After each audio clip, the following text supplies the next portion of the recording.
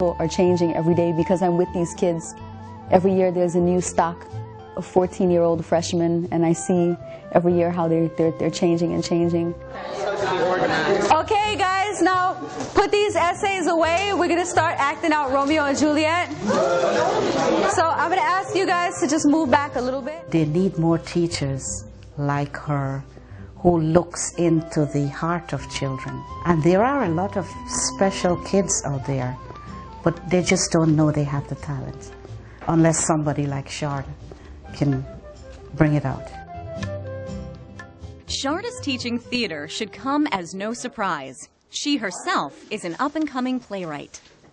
I kind of just grew into it. My plays are just about my experiences as a Guyanese person, as an Indian person, as a female. I swear upon your mother grave, if you don't come to Guyana... That's another important issue throughout my work, being a female. The culture clash, I think it really hits Guyanese women hard. It really affects Guyanese women. Guyanese girls don't do this, Guyanese girls don't do that. We're in America now, Dad.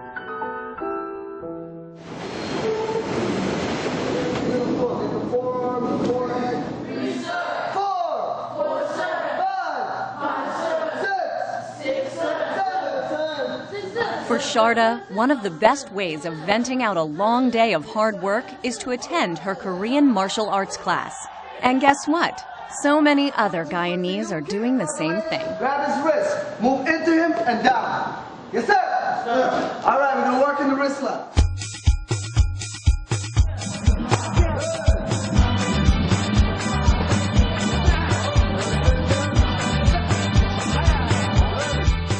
A lot of the females in my family are very strong mentally and physically.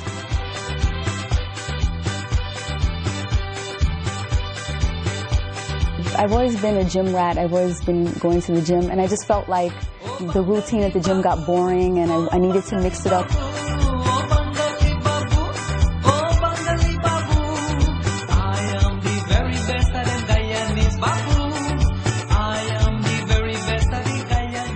It was right up my alley, you know, it has a spiritual aspect to it and it's physical as well. I definitely wanted to go to a martial arts school where a lot of people from my background were going because it's also a social outlet. My people, they really keep me grounded.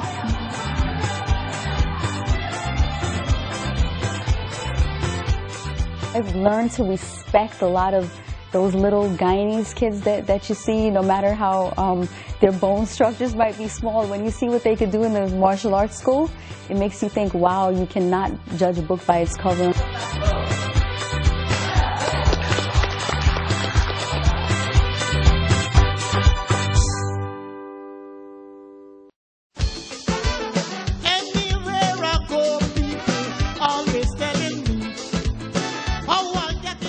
The Guyanese are particularly entrepreneurs.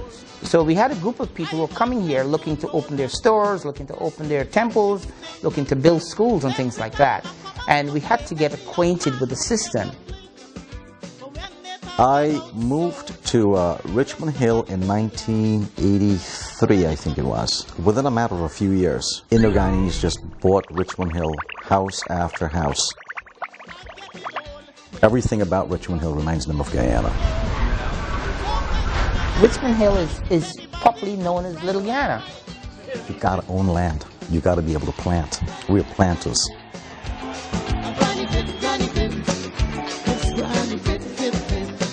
A lot of the Guyanese immigrants, you'll see them on Liberty.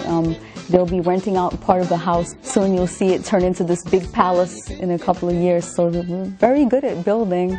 You have Sybil. Like as soon as you get into Richmond Hill, you see the big yellow store, and everybody goes there. You actually have to be on a line to get food at Sybil's. It's so popular. This Guyana where I come from, my Guyana makes me so proud. Damarara full of sugar, Essequibo full of water. Sybil's has 4 locations across New York City. It is another Guyanese-American success story that is worth listening to. My mom is Sybil. She's the one that started this business. She's left us to run her, to carry on, and it's been a blessing for us. Just like its people, Guyanese cuisine is also very diverse, with Indian, African, and Asian flavors.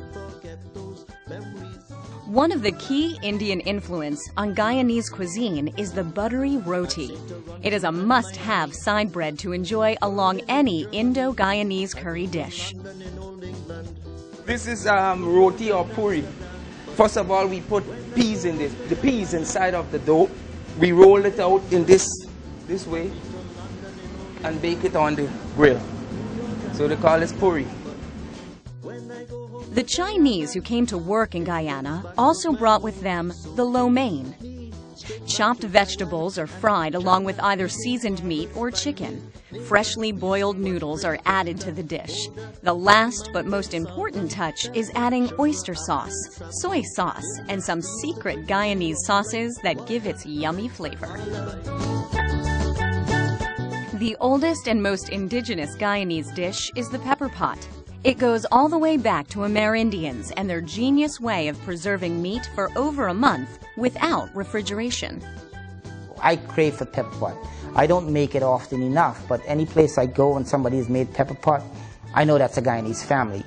Even though it has meat in it, if you reheat it ever so often, it can last for days.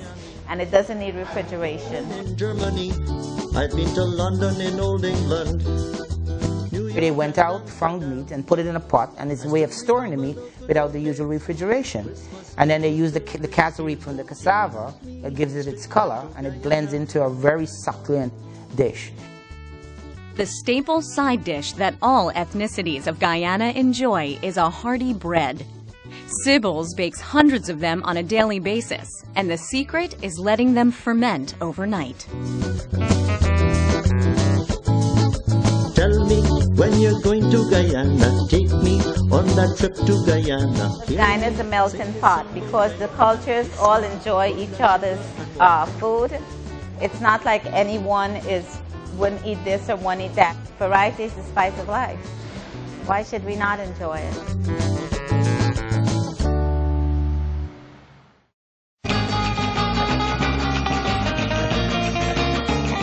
Sybil's is not the only Little Guyana establishment that holds the community together.